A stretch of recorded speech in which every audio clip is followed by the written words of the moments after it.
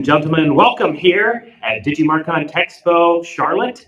I have with me two very special guests from Norex. We have Brian Hare and we have Jason Dillon. Now, I've been talking with them a little bit behind the scenes, and they're both very interesting people, actually. They have a lot to contribute. In fact, one of them is also a speaker for us here today, so it's a real treat. But they are responsible behind some of the very interesting campaigns, including some companies such as Tyson Foods, Mercedes Benz, and Nestle. So I'd like to introduce them. Why don't we start with you, Jason? Can you tell us a little about yourself and what drew you to Norex? Absolutely. I began working in digital marketing in the late 1990s. I was working for a newspaper company at the time, and my boss sat down and said, "Hey, there's this thing called the internet. We're going to sell ads on it, and I'd like to have somebody who understands computers actually sell this space." So that's how I got me started. Fast forward 25 plus years later, I was interested in Norex actually while I was working for an ad agency. And it's like the hair club from then. I was a client and then became a part of the company. But the agency that I was working at was primarily SEO focused, and Norix reached out. I was like, "What is this thing?" We started a conversation. Fast forward about a year later, and I was working with the company directly. So I was very impressed with the fact that Norex provides a platform that's truly cross-channel optimization using AI, of course, to optimize across those channels for search, social, programmatic, but also, even more importantly, built all of the tech in house. And that's something you just don't see a lot in our industry. Um, but it took 15 years for us to, as a company, to get where we are now.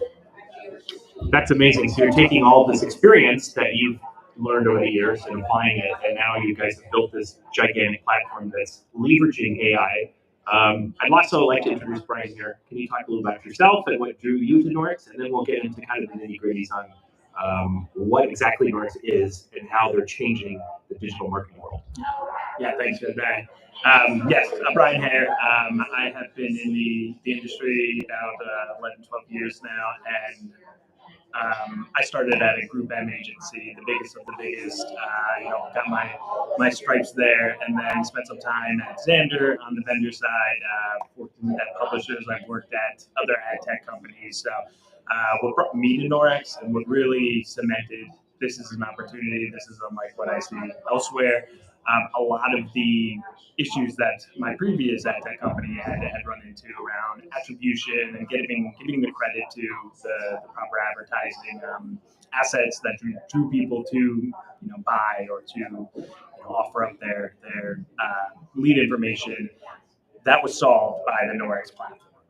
I came in and I saw, they have a reporting dashboard that's going to give you all the information that you need from at every moment in real time, and they have an attribution platform that is going to help you understand what that full path to conversion is. So again, as an ad tech nerd, that really got me excited. And once I started diving deeper and deeper into the platform, I realized that was just the tip of the iceberg. So it's so exciting to be with the team that you learn something new about the platform on a weekly, monthly basis, because there's just so many new things coming through, and every single piece of it is something that any advertiser could use and find that it helps them in their day-to-day to really save them time, effort, stress, and those kind of things. And also money, don't forget about that. We all like to save money.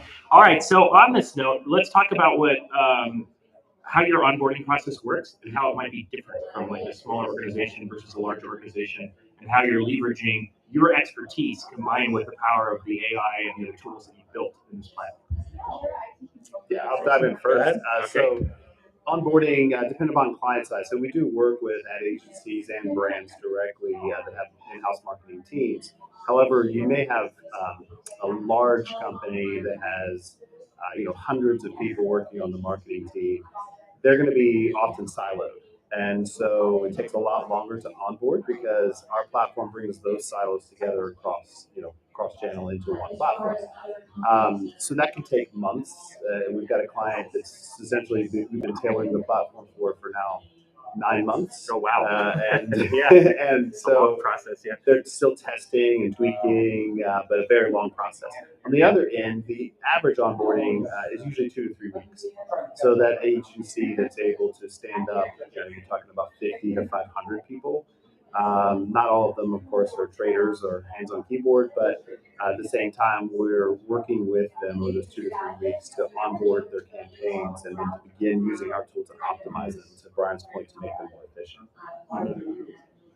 So that's exciting because when you think about some of the campaigns you guys have done, right? I think of some of these big ads and also about how when you think about campaign strategy, right? It's not just one aspect of it. You've got all these different elements. You've got a picture element, a video element, and maybe an ad element, and then like a banner, and like all these other things. Plus, their social media platforms like X and Twitter and well, X and Twitter, same thing. But you know, you have Instagram and TikTok and all these other platforms sort of converging in one place. So can you talk a little bit about more like the real-time tracking and how you're able to connect all these different platforms together using Norex and what you guys are doing here? Yeah. Let me jump in.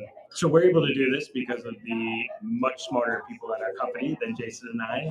We have a large team of engineers who are constantly just working on the search platforms, and understanding how the APIs are changing, because that is the key to this. It's a monthly, if not more often, changes that are being had. So yes, the team that really focuses on the engineering side, paying attention, making these adjustments, and then because we're directly linking into the wall gardens, as I call them, that's why this information can pass back to us. We have this two-way API connection, so you can push out the execution that you're doing from our platform. You can bring in the campaigns and the audiences, things like that, from Meta Business Manager, from your Google MCC.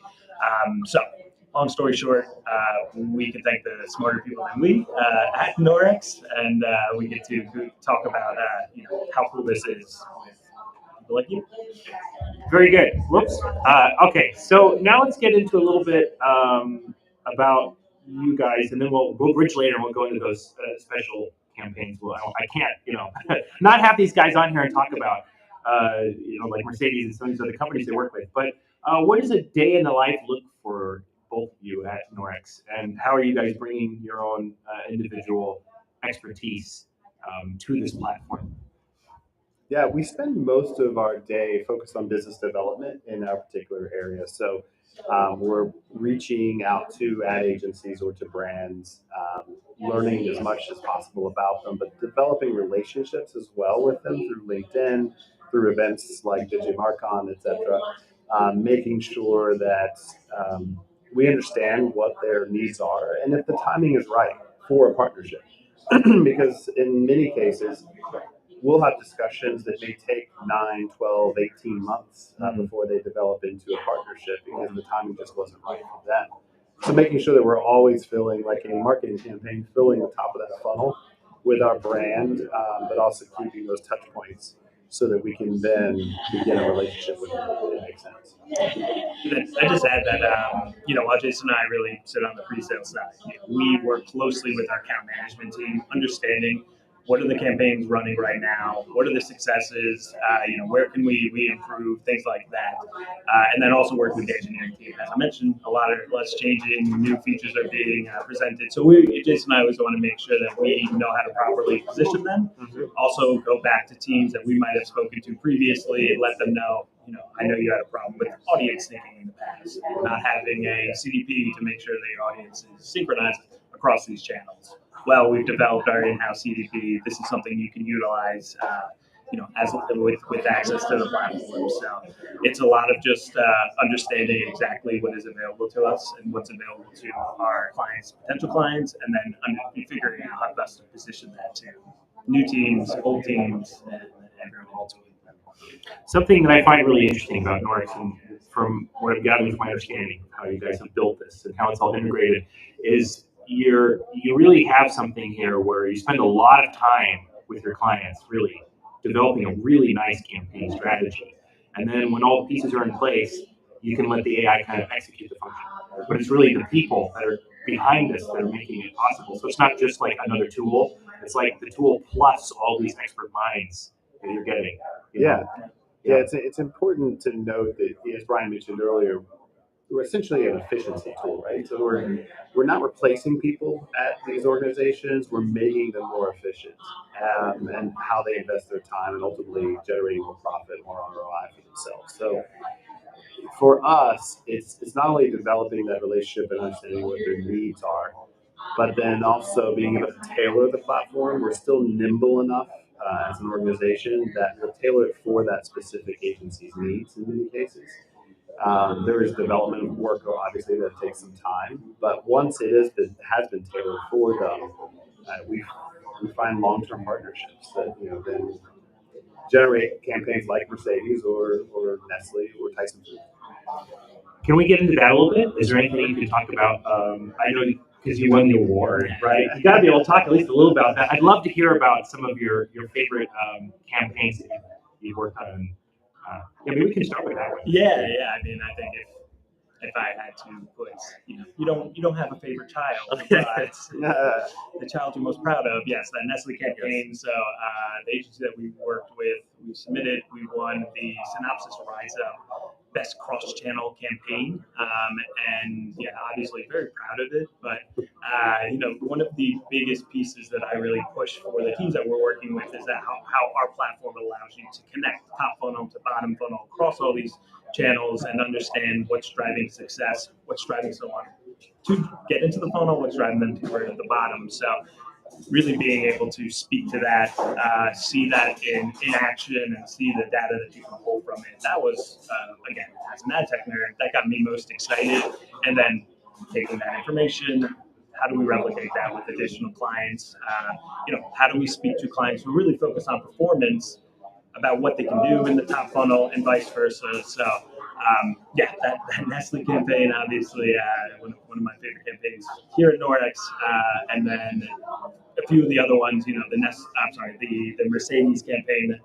We love that one because it really became a real-time campaign where working closely with them to set up the CRM integration so that as people have bought cars from Mercedes in the past, they come up on their oil check, they come up on their they need new tires, they need this, they need that.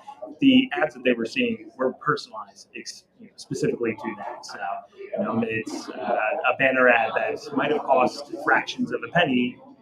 Mercedes owner sees that and they said, "Oh, you're right. I do need an oil check." And next thing you know, they're calling up the local dealership and making sure they get that set up. So that one I really like, just because things like that is often overlooked, I think, by marketers, especially because it is dynamic creative optimization is a easy thing to set up so long as you have the tools. So between those two, absolutely very happy with the technical side of things. So. That also highlights our ability to utilize geotargeting, because automotive dealerships, for the most part, can only advertise within a 5-mile radius of their rooftop. And so how do you reach those individuals that are within 5 miles of that Mercedes dealership that also happen to need an oil change or are getting ready to need an oil change? And then you reach them on multiple channels, and not just sending them an email, which is easy to do, but also, to Brian's point, integrate that first-party data, then reach these individuals across Facebook, across search, or programmatic channels, etc. So really, all of the bells and whistles are being utilized for that Mercedes campaign. Really proud of the success that generated. So what I really like about this, and this is why you want professionals doing your advertising, not amateurs, right? No one wants to be sold a tire ad where you're shopping for shoes, that's not good. We all want a better experience of hey, when I actually need tires, that's the time to send me all the tire ads. So we start comparing, that's great. I think it's great for both ends. The business is not wasting money on people that don't want to hear it, and it's great for consumers because we're actually getting relevancy. And then, the best advertisement never actually feels like advertisement. It feels more like a suggestion, or, if you're searching for something in particular, it's oh, that's one of my options. Right. We want people to feel that way and not just oh, I'm going to sell to you now, So I think that's part of the reason you guys were so successful, because you're very crafty in the way you made this campaign. And it didn't feel oh, we're being sold to. It was more oh, this is cool. And hey, I need this right now, Right. So, yeah, you're absolutely right. I mean, the personalization is key. The targeting is key. But it's always, of course, that adage of the right message at the right time, and in our case, across the right channel. Taking that next step, then how do you optimize the campaigns so that they're not only the best creative is getting the funding, so these are performing better than these, so let's put more dollars behind it, but also on what channels are they performing best. And the AI can run that for the ad agency, or a human can run it in our platform. Literally, you can toggle the AI off and on at the campaign level. And again, a lot of what we've built is the ability to either use the AI to be more efficient or to use the platform as a human to be more efficient, and you pick and choose how you want to utilize it. That's really great. So that means it's customizable, right? You can use AI in certain aspects, but then maybe in other aspects, you know, I want my professional, whoever it is, Right. does this very thing to override them in that capacity. Yeah, I don't want AI running my top 20% of my campaigns. Yeah. Because that's my bread and butter. You know, they generate 80% of my revenue as an agency, and so don't touch those. However, these campaigns for the mom and pop shop that are running and maybe have a couple of locations in downtown Charlotte, let the AI run that, because you know, I don't want to have to pay somebody to spend 10 hours a week on that particular campaign. Yeah, I think the other piece is that the AI, the automation side of this also can be within the campaign itself. You know, we have teams that they don't want to spend hours setting up these campaigns, you know, hoping that something didn't fall through the cracks and you know, it's going to run incorrectly. And they can use our automation to set these campaigns up for them. But then they hired these strategists. These strategists are phenomenal, and they really know how to drive the success of the campaign. So they get to focus on that part instead of having to, you know, type out and you know realize, oh, I did miss something. I'm going to be working until 10 o'clock tonight. Instead, it's a quick upload in 5 minutes, and then it's an hour of QA, and then you set live, and again, you get to then take the campaign data that you have and optimize yourself, or again, be able to put on that AI if they choose. So choose. As Brian has pointed out many times, and he's spot on doing this, you know, no one goes to school to say, oh, what I want to do is hands-on keyboard work all day. Yeah. They're going to school to develop strategy, to work with creative, to have client interaction, to solve their problems, and through marketing, you know, in our world. And so we give them that time back so that they can devote the time in what they're most interested in versus having to build a Facebook campaign and now rebuild exactly the same campaign in Google, right? And then rebuild exact campaign in CTV. We can help them, obviously, to do that much more efficiently. Well, that's really great. Since it's really like collaborative, and you can meet people where their needs are, right? Yeah. It's not just like, oh, here's one size that might fit you, not fit it. It's more like, no, we're gonna parse it down. That's why you're taking the time to do the onboarding properly and working with each person, right? Each company individually. I really like that. The attention to detail is great, and that's how you can get very good and successful campaigns, by having that attention to detail. So we've talked about a lot of stuff here. I would like to know, can you share a moment when maybe AI surfaced something that was surprising or game-changing, or maybe its insights were different than what maybe a traditional perspective would say, and then you're like, okay, let's try it, let's run with it, and it worked? Yeah. Yeah, I think I've seen a few campaigns now. Again, coming back to that dynamic creative optimization, just because it is so efficient, where they felt strongly that this is the messaging that they want. Yes. You know, this is the images that they want. But you got to test, you got to try it out. So here's some, you know, background messaging, background images that, hey, we'll see how they go. And they find that, you know, the fourth set, the fifth set was actually what drove that success and you know, people to site and things like that. Or they'll find that it was the third set of description with the second image was doing it. So I think by having the AI, having quick access to that information within a reporting module that is in real time, you don't have to wait for 4 days, optimize, wait 4 days, go to the client, say that it isn't working, come back, change the strategy. You know, this you just run out of time very quickly. Instead, you set it up, you start running within a couple of days. Okay, we're seeing that this is actually the messaging that's working the best. You know, again, if I'm talking as an ad agency, they can then get to go to the brand and say, all right, we picked up on this. Let's make these changes quickly. Let's continue testing, add some additional descriptions, images, things like that. So, yeah, from the AI side, definitely see it in creative and some other pieces within the platform as well. Yeah, I'd second that. I mean, the machine learning itself is, when you're talking about optimizing campaigns and budgets, it's really black and white, right? Because the client has developed that for that campaign, has developed their own KPIs and goals. And so there are bumpers that the campaign's running within. The tool then will stay in those parameters and will optimize around that. So that's, again, pretty black and white.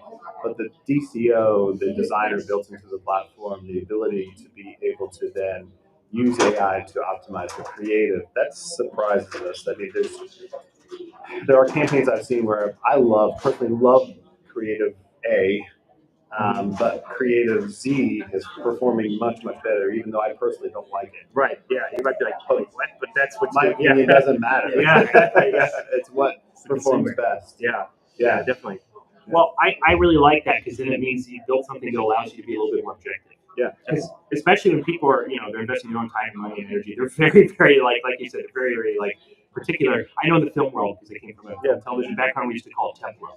They fell in love with their edit or their music to the edit or whatever. It's very hard to kind of sometimes pull them away from that and go, no, we want to be here. Yeah. You started here, that's great, but we want to get over here. Yeah. So I think, having an AI do that is great because it's objective and it's data-driven. You can actually see in real time, okay, well, what if? You might be proven right, you might be proven wrong. You might be like, oh, whoops. Yeah. As likely that someone's proven right and they get to double down on the strategy. They're so excited. And then the ability for the AI to just generate so many different versions of the creative in this particular case. Because imagine the time it would take a human, if you had 5 images, 5 pieces of content, 5 pieces of calls to action, right?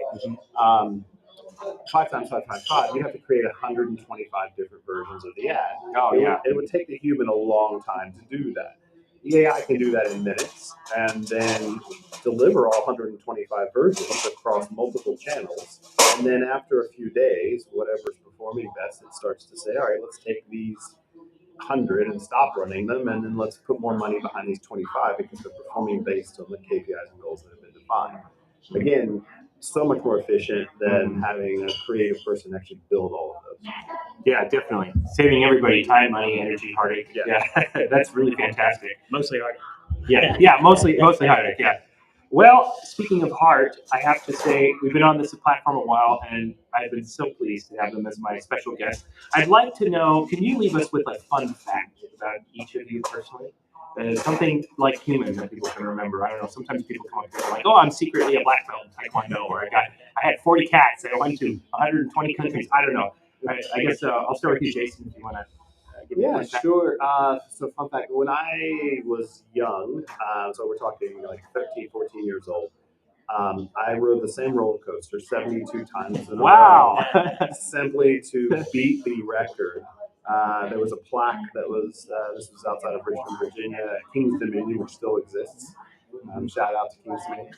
And it was the King Cobra roller coaster, and again, 71 or something, 70-ish was the record, and I challenged myself to sit on that all day and not vomit, and actually got the record for that summer.